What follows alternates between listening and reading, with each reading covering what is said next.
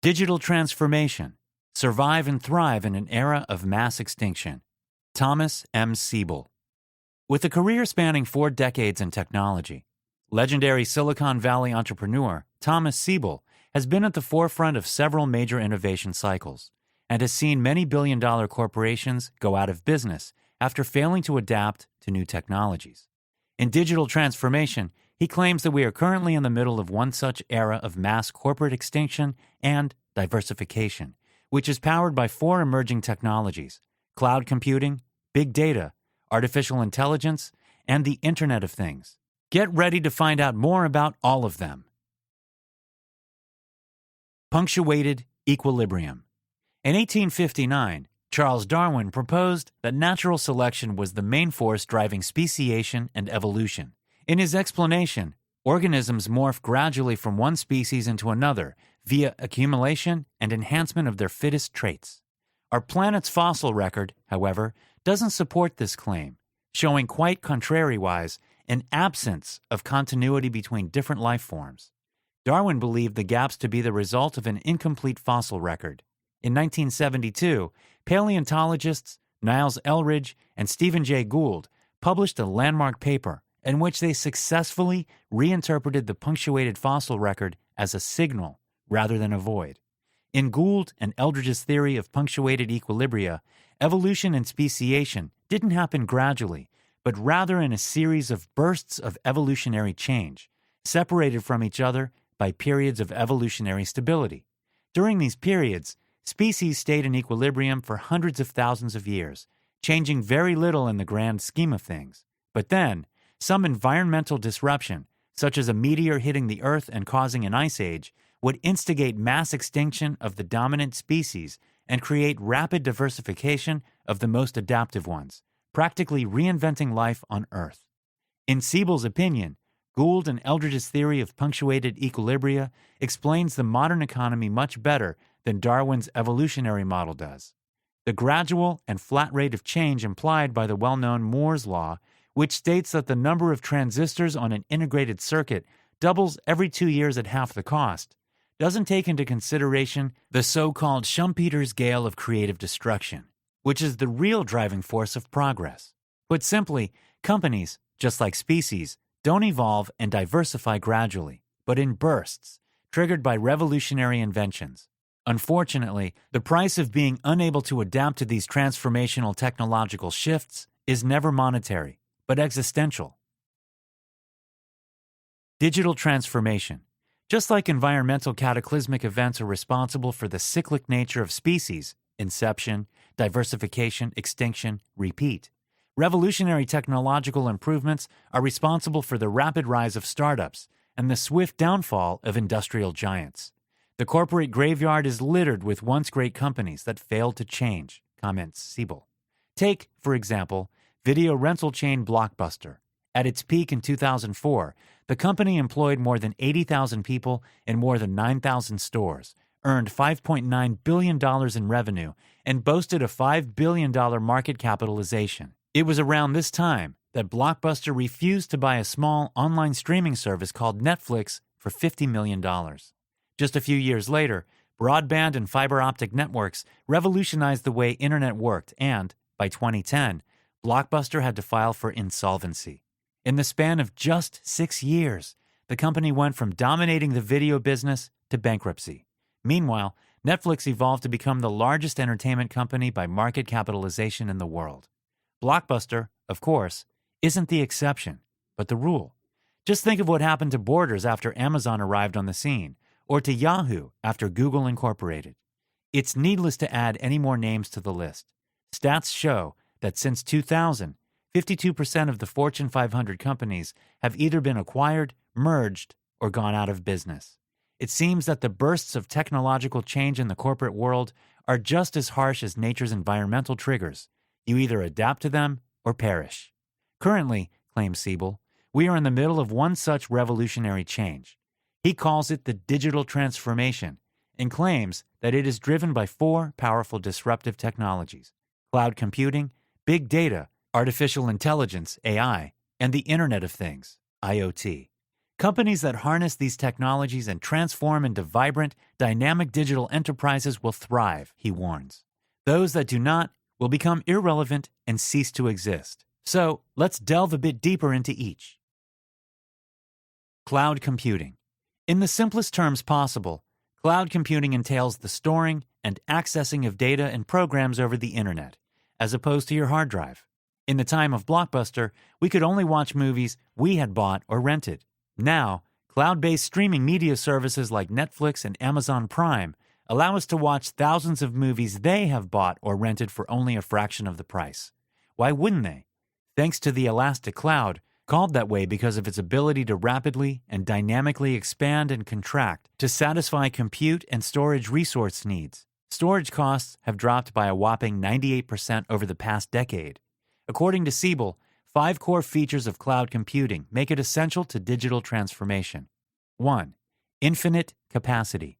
You can only store as much data on your hard drive as it allows you and process it at the speed of your processor. Since cloud computing uses the servers of the industry's leader to do the same, storage and compute resources become essentially unlimited. 2. On-demand self-service. With cloud computing, you can unilaterally provision computing resources without requiring human interaction from the cloud provider. 3. Broad network access. Cloud computing is accessible anywhere. If it's saved on your hard drive, you can only check your Excel table if your computer is next to you. However, if you've saved the same Excel table in the cloud, you will be able to open the file anywhere, provided there's an internet connection. 4. Resource pooling. In cloud computing environments, providers can dynamically assign and reassign physical and virtual resources to customers or tenants based on their needs without affecting their experience. This reduces resource costs for the provider and, consequently, for all users as well. 5. Rapid elasticity. Related to the previous point, resources can be automatically, seamlessly, and rapidly provisioned and deprovisioned as a user's demand increases or decreases. In addition to using the cloud for storing, organizing, and accessing data, something referred to as Infrastructure as a Service, or IaaS, businesses can harness the power of cloud computing through 2 other service models. The first one, called Software as a Service, or SaaS, offers companies the option to use software applications hosted on cloud infrastructure. The second service model, called Platform as a Service, or PaaS, allows companies to build, test, and deploy applications on the cloud, with the ready-to-use development platform managing everything from the underlying infrastructure to scaling and security. Regardless of the service, cloud computing makes everything easier, cheaper, and faster. So the question isn't if your company should move to the cloud, but when. The answer? Today. Big data. The basic unit of information in computing is a bit. Think of a bit as a light bulb that can be either on or off. That's the only information it can relay. But group 8 bits in a string, and you get a byte. 8 light bulbs can relay much more information than a single one, because each of them can be either on or off, which gives us 256 different combinations of light and dark. In computing, 1 byte can store 1 character, meaning 1,000 bytes, or a kilobyte, can store no more than a single paragraph.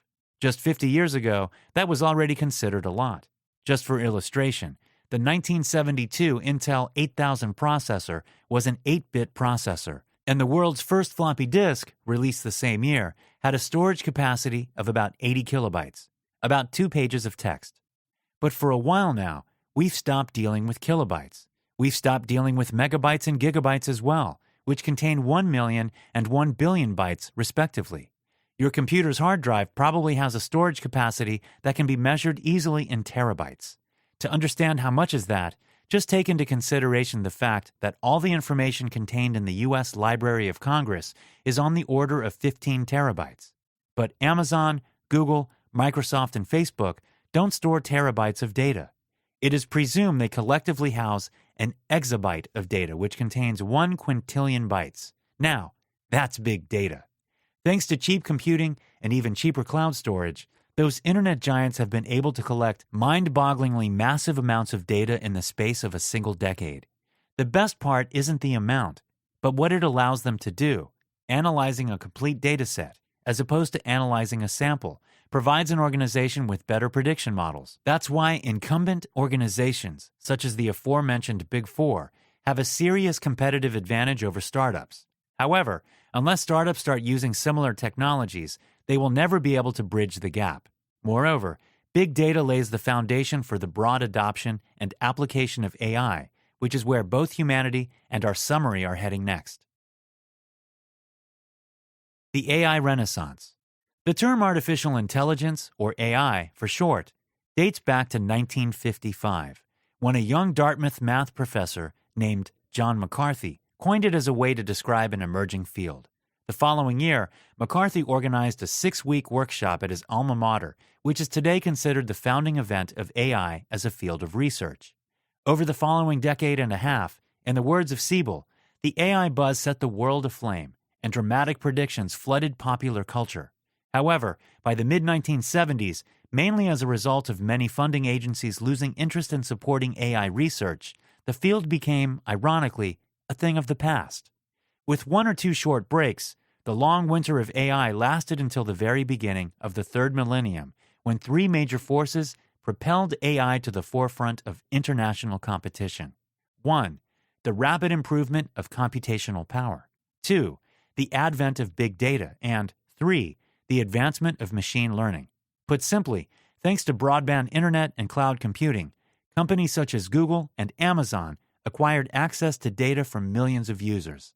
However, they didn't know how to process and interpret this data, even though they understood that it was in their best business interest to do so. The attempts of the Big Four to deal with big data led them to the development of mathematical techniques that allowed them to convert complex, nonlinear problems to linear formulations with numerical solutions. Then, in the mid-2000s, due to improvements in hardware and processing speed, neural networks became more practical than ever before, and deep learning started gaining traction. In the span of 2 decades, the field of AI had evolved from rule-based, expert systems to mathematical predictive models, to AI agents capable of mastering chess or Jeopardy by themselves through self-play and deep learning. No wonder tech giants spend billions of dollars a year on AI and related technologies. Once again, only those organizations that invest money and energy to adapt this to new business climate can hope not to perish. The Internet of Things. As defined by Siebel, the Internet of Things, IoT, refers to the ubiquitous censoring of value chains so all devices in the chains become remotely machine addressable in real or near real time. Put in simpler terms, the IoT is a network of interrelated physical objects, usually called smart objects, embedded with sensors or other technologies and able to transfer data over the internet without the prerequisite of a human-to-human or human-to-computer interaction. Up until recently, it was the stuff of science fiction movies. Nowadays, physical objects can actually talk to each other. It all started with wearable computers such as Fitbit and Garmin, both introduced in 2008, which were the first smart objects for which consumers started showing interest. For example, LG introduced an internet-connected smart refrigerator in 2000, but very few were interested in buying it at the time. However, that all changed with the introduction of the Fitbit smartwatches, the Nest remote thermostats, and the Philips Hue smart light bulbs. Nowadays, consumer IoT objects such as Amazon Echo and Google Home are ubiquitous. More importantly, the interest of large corporations in IoT technology is spearing. Factories and transportation companies are rapidly deploying sensors to monitor operations, and tech giants are constantly trying to find more ways to employ IoT to their benefit. The reason? IoT generates valuable data and allows them to increase their value propositions to customers. For example, a sensor indicating the current position of all cars owned by a cab company allows the company to promptly send the nearest cab to your location. I expect, Siebel concludes, that in the next few years, virtually everything will have become a computer, from eyeglasses to pill bottles, heart monitors, refrigerators, fuel pumps, and automobiles. The Internet of Things, along with AI, creates a powerful system that was barely imaginable at the beginning of the 21st century, enabling us to solve problems previously unsolvable. Final notes. To quote former U.S. Secretary of Defense Robert M. Gate, digital transformation should alarm every CEO and government leader about the simultaneous arrival of an existential technological threat and an historic opportunity, a must-read for every leader in business and government. 12 minutes.